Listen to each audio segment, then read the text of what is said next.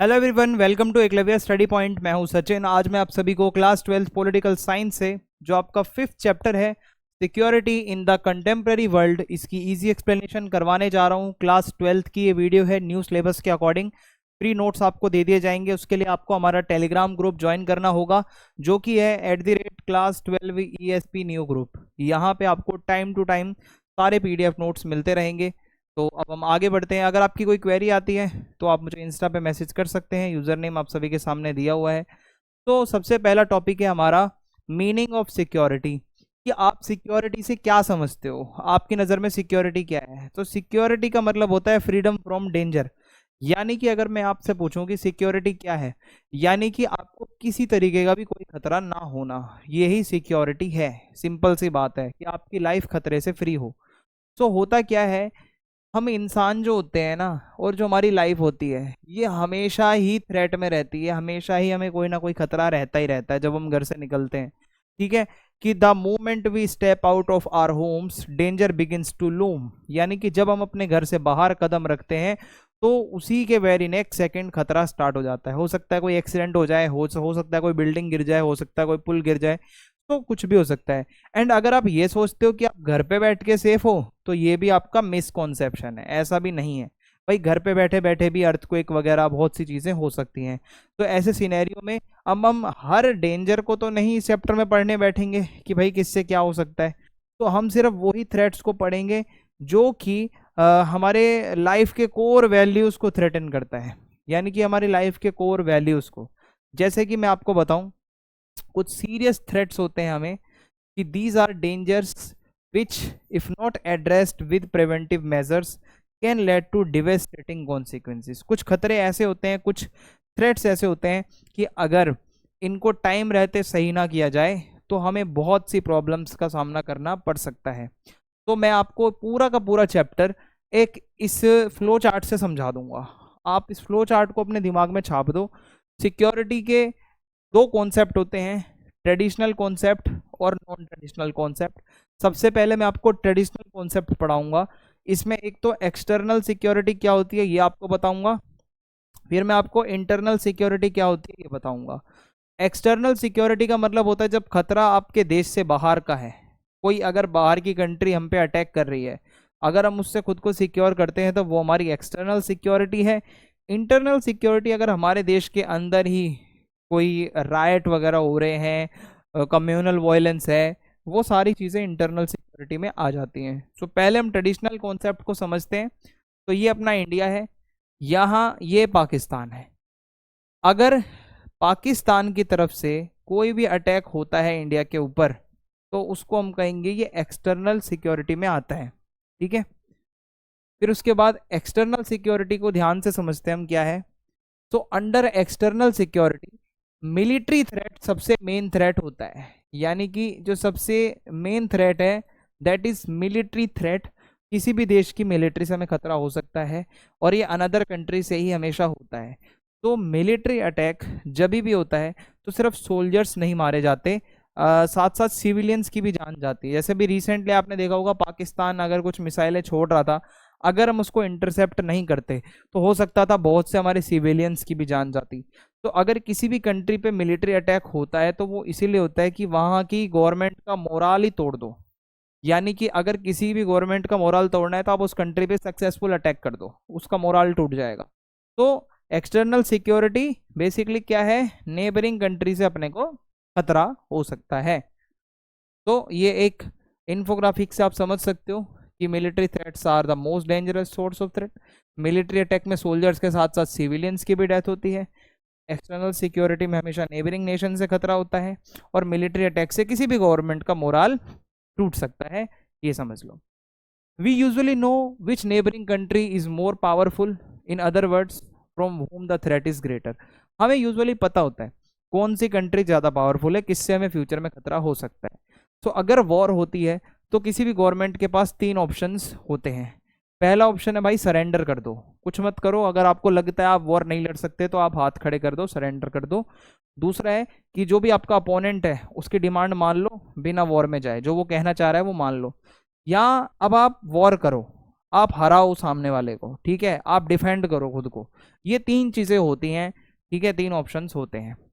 तो अब यहाँ पे एक टॉपिक आता है बैलेंस ऑफ पावर। पहले आप समझिए बैलेंस क्या है, बैलेंस बनाना, और वो भी पावर का बैलेंस बनाना।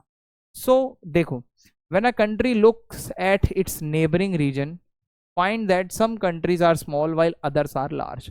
आप जब अपनी नेबरिंग कंट्रीज को देखते हो आसपास, कुछ कंट्रीज तो बड़ी हैं, कुछ कंट्रीज छोटी हैं, जैसे नेपाल, भूटान, श्रीलंका छोटे छोटे कंट्रीज हैं। वहीं चाइना, पाकिस्तान, इनसे हमें कोई सीरियस थ्रेट हो सकता है क्योंकि ये न्यूक्लियर कंट्रीज हैं और इनके पास बहुत वेपन्स हैं। तो अगर नेबरिंग कंट्री में तो आपको ऐसा लगता है कि भाई ये आगे हमारे लिए खतरा हो सकती है, for example a neighbouring country may not openly declare, ठीक है, कि भाई हो सकता है वो सामने से ना बोले बट बैक पीछे वो रहकर प्लानिंग कर रहा हो अपने पे बड़ा अटैक करने की। ऐसे में क्या होता है कि आपको बहुत ज़रूरी है कि पावर का बैलेंस बनाना। तो होता क्या है, ठीक है, कि छोटी कंट्रीज होती हैं, कुछ बड़ी कंट्रीज होती हैं। ऐसे में कोई कंट्री हमें खतरा भी हो सकता है, किसी से हो सकता है ओपनली वो ना बताए, लेकिन वो छुप छुप के हम पे अटैक करना चाह रहा हो। ऐसे में क्या होता है, आप ऑब्जर्व करते हो कि कौन सी कंट्री कितनी पावरफुल है, और आपको पता चल सकता है कि कौन एग्रेसर हो सकता है फ्यूचर में, कौन आके हम पे अटैक कर सकता है। इसलिए हर गवर्नमेंट चाहती है इस मामले को लेकर सेंसिटिव रहना, कि भाई बैलेंस ऑफ पावर बनाना है, यानी कि हमें उस कंट्री के इक्वल एकदम अपने वेपन्स, अपनी मिलिट्री को करना पड़ेगा, तब बैलेंस बनेगा। अगर आपके पास न्यूक्लियर नहीं है, अगर आपकी मिलिट्री स्ट्रांग नहीं है, आपके पास नेवी अच्छी नहीं है, तो आप कभी भी दब जाओगे, आप पे कोई भी अटैक करेगा आप कुछ नहीं कर पाओगे। होता क्या है कि जिनसे हमारे स्ट्रेन्ड रिलेशंस होते हैं, जैसे पाकिस्तान है, या हमारे कॉन्फ्लिक्ट पास्ट में रहे होते हैं, तो उनसे और खतरा होता है। ऐसी कंट्रीज के अगर आप बीच में रह रहे हो, चाइना से भी वॉर हुई है, पाकिस्तान से भी वॉर हुई है, अगर आप इसके बीच में रह रहे हो तब तो आपको और ज़्यादा जरूरी हो जाता है बैलेंस बनाना। ऐसे में क्या करते हैं, हम अपने मिलिट्री कैपेबिलिटीज़ को और स्ट्रेंथन करते हैं, अपनी मिलिट्री को और अच्छा करते हैं, साथ साथ इकोनॉमिकली भी हमें आगे बढ़ना पड़ेगा, टेक्नोलॉजिकली भी। सारी चीज़ें आपको आगे ले जानी पड़ेंगी, तभी आप किसी से कॉम्पीट कर पाओगे। Measures for external security, external security के लिए आप अपनी मिलिट्री को स्ट्रॉन्ग करो, और आप वॉर के लिए प्रिपेयर रहो, और एक बैलेंस ऑफ पावर मेंटेन करके रखो कि हाँ भाई आपके पास भी न्यूक्लियर है, नेवी है, मिलिट्री, एयरफोर्स वगैरह है, और आप अलायंस बनाओ। सबसे बढ़िया है कि आप अलायंस बनाओ। आपके अगर 3-4 दोस्त होंगे ना आपकी लड़ाई में, आपको बीच में वो बचा लेंगे, खतरा आपको इतना नहीं होगा। अब हम बात करेंगे इंटरनल सिक्योरिटी के बारे में। इंटरनल सिक्योरिटी बेसिकली आपके देश के अंदर की कुछ प्रॉब्लम्स होती हैं, जैसे कि मैं आपको बताऊं, कम्युनल वायलेंस है। यहाँ पे अगर हिंदूज एंड मुस्लिम्स आपस में अगर लड़ते हैं तो ये कम्युनल वायलेंस है, ये इंटरनल सिक्योरिटी में। सेपरेटिज्म, सेपरेटिज्म क्या होता है, कोई अगर कश्मीर को तोड़कर अलग बनाना चाहता है तो वो सेपरेटिस्ट है, कोई पंजाब को तोड़कर अलग बनाना चाहता है, खालिस्तानी है अगर कोई, वो सेपरेटिस्ट है। इसी तरीके से सेपरेटिज्म भी एक इंटरनल थ्रेट है। नक्सलिज्म क्या होता है, जैसे अपना झारखंड है, देखो ये इस साइड झारखंड, छत्तीसगढ़, उड़ीसा, बिहार, वेस्ट बंगाल, ये वाले एरिया ना नक्सलाइट्स के एरिया है। यहाँ पर कुछ लोग ऐसे होते हैं जो वेपन्स उठा के आर्म स्ट्रगल कर रहे हैं गवर्नमेंट के साथ, जो समझ लो यहाँ के देसी आतंकवादी हैं, वो हमारे आर्मी फोर्स वगैरह को मारते हैं। एथनिक वायलेंस हो गया, जैसे हमने श्रीलंका में पढ़ा था ना, सिंगलीज और तमिल का, वो भी इंटरनल है। पॉलिटिकल इनस्टेबिलिटी आ गई यहीं पे, जैसे फॉर एग्जांपल पाकिस्तान वाला टॉपिक मैंने आपको पढ़ाया था। ये सारी चीज़ें इंटरनल प्रॉब्लम्स हैं हमारी, communal violence, naxalism, ethnic conflict, caste को लेकर लड़ाई झगड़े करना, ठीक है। अब होता क्या है, देखो traditional methods of security, traditional में क्या क्या आएगा कि भाई एक तो आप अपनी वायलेंस बिल्कुल कम कर दो यार, लड़ाई झगड़े मत करो। वॉर हो तो वो जस्टिस के लिए हो या ना हो, war should be waged only for valid reason. Self defence में लड़ाई कर रहे हो तो अलग बात है, आप दूसरों को जेनोसाइड से बचाने की लड़ाई कर रहे हो वो अलग बात है, पर बेमतलब के मत लड़ो किसी से, और वेपन्स का बहुत लिमिटेड यूज़ करो। और अगर वॉरिंग आर्मीज हैं जो भी, वो निहत्थों को ना मारे, सिविलियंस को ना मारे, मिलिट्री सिर्फ सेल्फ डिफेंस में यूज़ हो, इसके अलावा और कहीं भी ना हो। और जब सारे ऑप्शंस फेल हो जाएं तभी आप फोर्स का यूज़ करो, कोशिश करो बातचीत से, डायलॉग से मैटर सॉल्व हो जाए, ठीक है, डायलॉग वगैरह से नहीं होता तो आप वॉर पे जाओ। Disarmament, arms control, confidence building measures लो, कि भाई सभी देश अपने हथियार छोड़ दो, सभी देश जो है पीस के रास्ते पे चलो। तो डिसआर्ममेंट यही कहता है कि आपकी कंट्री का साइज़ कितना भी बड़ा है, आप कितने भी पावरफुल कंट्री हो, आप हथियार छोड़ दो, इसे भी एक सर्टेन टाइप के जो वेपन्स है वो बनाना बंद कर दो। जैसे एग्जांपल बायोलॉजिकल वेपन कन्वेंशन हुआ था एक 1972 में, जिसमें कहा गया था कि बायोलॉजिकल वेपन्स कोई कंट्री नहीं बनाएगी। 1997 में कहा गया था कि केमिकल वेपन नहीं बनाएंगे। तो ये ट्रीटीज क्यों हुई हैं, एग्रीमेंट्स क्यों हुए हैं? ताकि आप वेपन्स ही मत बनाओ मास डिस्ट्रक्शंस के, जिससे किसी को नुकसान ही ना हो। तो 155 कंट्रीज ने BWC वाली ट्रीटी पे साइन किया था और CWC वाले पे 193 कंट्रीज ने। तो बड़ी बड़ी मेजर पावर्स यहाँ पे साइन कर रही थी, अमेरिका हो चाहे सोवियत यूनियन हो। तो लेकिन यहाँ पे US और USSR ने वेपन्स बनाना कम नहीं किया, इस ट्रीटियों के बावजूद भी न्यूक्लियर वेपन्स वो बना चुके थे। तो ऐसे में बस आर्म्स कंट्रोल की बात आती है, पूरी तरीके से डिसआर्ममेंट की बात ये नहीं करते, कहते हम कंट्रोल कर लेंगे बट बिल्कुल छोड़ेंगे नहीं। अब है non traditional concept of security. ठीक है, ट्रेडिशनल आपको समझ में आ गया है, नॉन ट्रेडिशनल क्या है? नॉन ट्रेडिशनल कॉन्सेप्ट जो है सिक्योरिटी का, ये मिलिट्री से नहीं है। खतरा सिर्फ मिलिट्री से नहीं होता, खतरा और भी होता है। ठीक है, वायलेंस, खून खराबा, अकाल पड़ जाना, पेंडेमिक आ जाना, डिजास्टर्स, कोई अर्थक्वेक आ गया, ये भी एक खतरा है। कोई कोविड-19 जैसी बीमारी आ गई, ये भी एक खतरा है। ग्लोबल वार्मिंग बढ़ रही है, ये भी एक खतरा है। टेररिज्म भी एक खतरा है, बीमारियां अलग अलग, ये भी एक खतरा है। तो इनको कहा जाता है न्यू सोर्सेस ऑफ डेंजर, यानी कि खतरे के नए सोर्सेस हैं। ये ऐसी चीज़ें हैं जो बहुत ही लेटेस्ट हैं और ये बहुत ज़्यादा थ्रेटनिंग है। ग्लोबल वार्मिंग हो गई, पेंडेमिक्स हो गए, कोविड-19 कितने लाखों लोगों को मार गया यार। पॉल्यूशन हो गया, ठीक है, रिफ्यूजी क्राइसिस है, एक देश में लोग लड़ रहे हैं, वहाँ के रिफ्यूजी इधर उधर जा रहे हैं। डिजास्टर्स है, पॉपुलेशन ग्रोथ अपने आप में बहुत बड़ा थ्रेट है, पेंडेमिक्स है। तो ये सारी चीज़ें न्यू सोर्सेस हैं, ये नए खतरे हैं हमारे लाइफ में आने वाले। तो इसमें अगर मैं आपको बताऊं, देखो, terrorism, poverty, pandemics, global warming, ये बहुत ही ज़्यादा बड़े खतरे हैं आज की डेट में। पोल्यूशन, एयर पोल्यूशन हो चाहे वाटर पोल्यूशन हो, डिजास्टर्स हैं, रिफ्यूजी क्राइसिस है, पॉपुलेशन ग्रोथ हो रही है, एड्स है, बर्ड फ्लू है, ऐसी कई बीमारियां हैं जो आने वाले टाइम पे बहुत ज़्यादा प्रॉब्लमेटिक हो सकती है हमारे लिए। ये बहुत बड़ा खतरा है, बहुत सीरियस थ्रेट है हमारे लिए। ये होता है इमिग्रेंट। देखो, एक मैं आपको चीज समझा रहा हूँ, उसको ध्यान से समझना। इमिग्रेंट वो लोग होते हैं जो अपनी मर्जी से अपने देश को छोड़ के कहीं पे जाते हैं, ठीक है, अपनी होम कंट्री को छोड़ के। फिर आते हैं रिफ्यूजी। रिफ्यूजी वो लोग होते हैं जो वॉर की वजह से, डिजास्टर की वजह से, किसी क्राइसिस की वजह से मजबूरी में अपनी कंट्री को छोड़ के कहीं और जा रहे हैं। फिर आते हैं इंटरनली डिस्प्लेस्ड पर्सन, IDPs।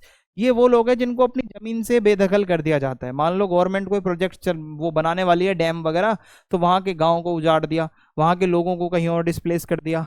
ठीक है, सो ये 3 वर्ड समझ लेना, इमिग्रेंट, रिफ्यूजी और IDPs, जो मैंने आपको पीछे बताया, बहुत ही इंपॉर्टेंट है ये तीनों टर्म्स। ठीक है, आगे बढ़ते हैं। अगला टॉपिक है कोऑपरेटिव सिक्योरिटी। आज की डेट में ह्यूमन लाइफ जो है अपनी, क्या है, वो बहुत अलग अलग तरीके के थ्रेट से डील कर रही है और इसमें म्यूचुअल कोऑपरेशन की बहुत ज़्यादा ज़रूरत है। बहुत ही एसेंशियल हो गया है कि आप सभी लोग एक दूसरे की सपोर्ट करें। तो मिलिट्री एक्शन से तो सारी प्रॉब्लम सॉल्व नहीं हो सकती ना। अब जब ज़रूरत है, जैसे कि while military power may be necessary to combat terrorism, आतंकवाद में मिलिट्री की जरूरत पड़ेगी आपको। लेकिन जो ह्यूमन राइट्स इश्यूज हैं, पॉवर्टी, गरीबी में आप कौन सी बंदूक मारकर गरीबी को खत्म कर दोगे भाई, बताओ? हैं, कौन सा बॉम्ब फेंक के आप गरीबी खत्म कर दोगे? रिसोर्सेज कहाँ से लाओगे? इमिग्रेशन को कैसे, ये रिफ्यूजीज वगैरह को कैसे आप रोक दोगे? पेंडेमिक्स को क्या आप यहाँ पे न्यूक्लियर मार के कोविड को भगा दोगे? नहीं भगा सकते ना। बहुत सी प्रॉब्लम्स ऐसी होती है जहाँ हमें कोऑपरेटिव बनना पड़ता है, जहाँ हम सभी को एक दूसरे की सपोर्ट की जरूरत पड़ती है। तो in most of the cases the use of military force tends to worsen the situation. माना गया है ज्यादातर केसेस में अगर मिलिट्री का यूज जहां जहां भी हुआ है वहां पर सिचुएशन खराब ही होती है, सुधरती नहीं है। तो ऐसे सिनेरियो में बहुत बढ़िया ये रहता है कि आप इंटरनेशनल कॉपरेशन पे ध्यान दो, मिलजुल कर काम करो और बायलैटरल कर लो कॉपरेशन, जैसे कि 2 देश आपस में, इंडिया रशिया बायलैटरल बहुत अच्छे दोस्त हैं। हो सके आप अपना कोई ग्रुप बना लो मल्टीलैटरल, ठीक है, या फिर रीजनल, जैसे कि सार्क वगैरह मैंने आपको पढ़ाया था, आसियान मैंने आपको पढ़ाया था। ऐसे ग्रुप बनाने से क्या होगा, ये ग्रुप के मेंबर आपस में लड़ेंगे नहीं, तो एक रीजनल स्टेबिलिटी बनेगी। और यूज ऑफ फोर्स जो है ना, ये लास्ट ऑप्शन रखो, ठीक है। कोऑपरेटिव सिक्योरिटी में भी अगर सारे साथ हो, जहां बहुत ज्यादा जरूरत है, कोई देश अगर अपने लोगों को मार रहा है तो सब मिलकर उस देश को ही खत्म कर दो ना, वहां पे लास्ट ऑप्शन में यूज हो ये फोर्स का यूज, ठीक है। इंटरनेशनल कम्युनिटी को क्या करना चाहिए कि जो लोग अपने लोगों को मार रहे हैं उनकी गवर्नमेंट को आप मिलकर हटा दो, ठीक है। इंडिया की क्या स्ट्रेटेजी रही है सिक्योरिटी को लेके, अब मैं आपको ये बताता हूँ इंडिया क्या कर रहा है अपनी तरफ से। इंडिया अपनी मिलिट्री को स्ट्रॉन्ग कर रहा है, अपनी कैपेबिलिटीज को, चाहे नेवी है, ठीक है, चाहे अपनी एयरफोर्स है, चाहे अपनी आर्मी है, अपनी तीनों आर्म फोर्सेस फुली प्रिपेयर्ड है, कुछ भी हो जाए हम देख लेंगे। अपने इंटरनेशनल इंस्टीट्यूशंस को हम मजबूत कर रहे हैं, यूएनओ में हम अपने डेलीगेट्स को भेजते हैं, यूएनओ में हम बजट देते हैं, यूएनओ की सारी बातें मानते हैं, इंटरनल इश्यूज को हम अच्छे से मैनेज कर रहे हैं अपने, ठीक है। और इसके अलावा सोशो इकोनॉमिक डेवलपमेंट पे इंडिया ध्यान दे रहा है, सारी चीज़ों में इंडिया बहुत अच्छा चल रहा है। तो आई होप यहाँ तक आपको समझ में आ गया होगा। तो यही था आज का हमारा चैप्टर। अगर आपको क्लियर है तो आप चैनल सब्सक्राइब करें, छोटा सा चैप्टर था। वीडियो को लाइक करें। जय हिंद, जय भारत।